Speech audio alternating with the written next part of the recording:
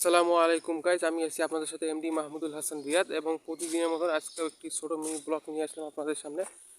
তো আশা করি আপনারা সবাই ভালো আছেন, আমিও আলহামদুলিল্লাহ ভালো আছি। ভালো না থাকলেও কই আলহামদুলিল্লাহ, মানে অটোমেটিক আলহামদুলিল্লাহ দিয়ে ভালো আছে, তাও আল্লাহ পাক যা রাখছে শুকরিয়া।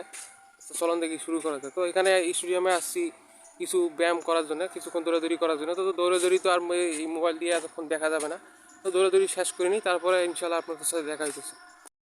গাইস ওইদিকে দুইজন লোক আছে, ওই লোক আমাকে দেখতেছে বারবার, ও কি পাগলামো লাগাইছে, মনে খালি ভিডিও করতেছে।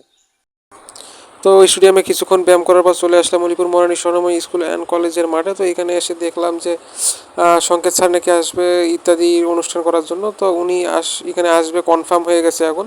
ওনার যে ট্রাক আছে, ট্রাকে ওনার যে আসবাবপত্র মাল সামান আছে সব এসে মণিপুর মরানী স্বর্ণময়ী স্কুল অ্যান্ড কলেজের মাঠে পৌঁছাইছে।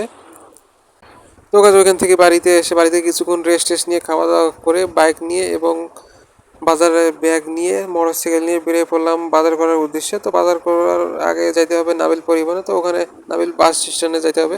তো ওখানে যাওয়ার আগে স্টেডিয়ামে কিছুক্ষণ ক্রিকেট খেলা দেখলাম, তো ওখানে দিয়ে একটু ব্রেক দিলাম, দেওয়ার পর খেলা দেখতেছিলাম।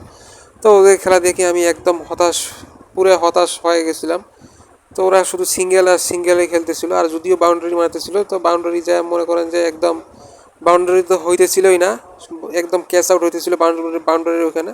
পরে ওরা আবার প্লেয়ার আউট নাই হইতে আবার প্লেয়ার তুলে নিতেছিল বাজে খেলার জন্য। তো গাছ এরপর চলে গেলাম, ভালো ছিল, চলে গেলাম যে বাস টার্মিনালে।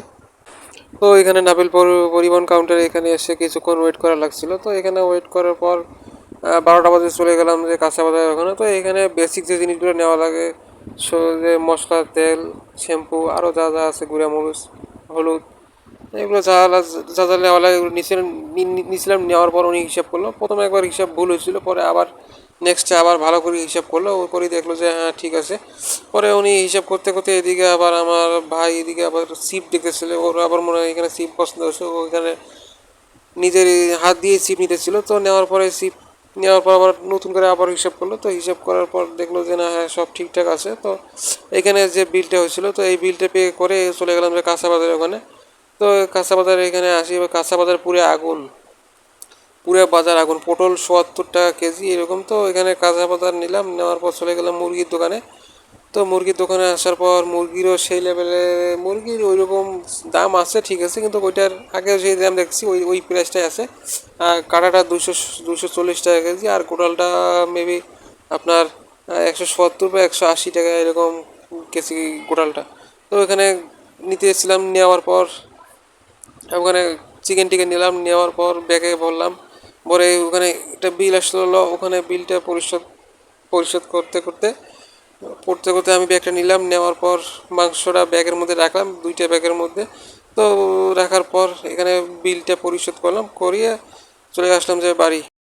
ফুচকা খাওয়া যাবেন না কে? চলো এই পার্কের মধ্যে যাই। ওই ডিমেতে কারে পার্কের মধ্যে। চলো রে হ্যাঁ চলো চলো যাবেন? আচ্ছা এই জায়গায় কিছুক্ষণ থাকার পর যাই। হ্যাঁ এটা 1 ঘন্টা 2 ঘন্টা না, অতক্ষণ থাকতো না, এই 5-6 মিনিট থাকি তারপরে যাই পার্কের মধ্যে ফুচকা খাওয়ার জন্য। হ্যাঁ ঠিক আছে। পিসি পোলাপাইনদের জন্য একটু নেই, ওদের পরীক্ষা নেই যে কে কীরকম দৌড়িতে পারে। তো দেখেন ভিডিওটা।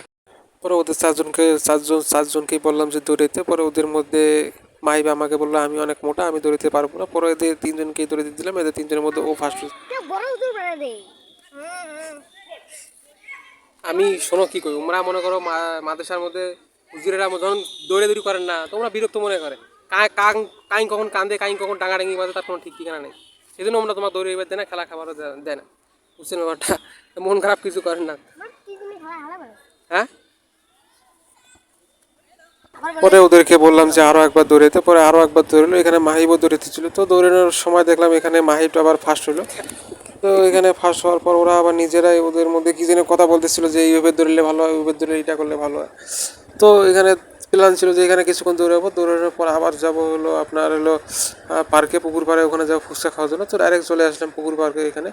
তো এখানে আসার পর ওরা একবার উপরে উঠতেছিল, আবার নিচে নামতেছিল, আবার পুকুরে ওখানে মাছ দেখতেছিল, বললো যে এখানে এত মাছ কীভাবে। পরে এদিকে আবার আমি এখানে ফুচকা অর্ডার দিয়ে একটু ফুটেজ নিতেছিলাম পুকুরের এই মাথা থেকে ওই মাথায়। ফুটেজ নেওয়ার সাথে সাথে আমার ফ্রেন্ড ফোন দিল।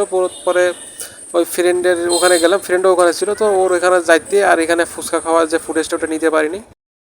তাড়াতাড়ি এসো, কেমন লাগিল? ভালো এসো তাড়াতাড়ি এসো, ওই যে সকলের হাত ধরেই থাকো।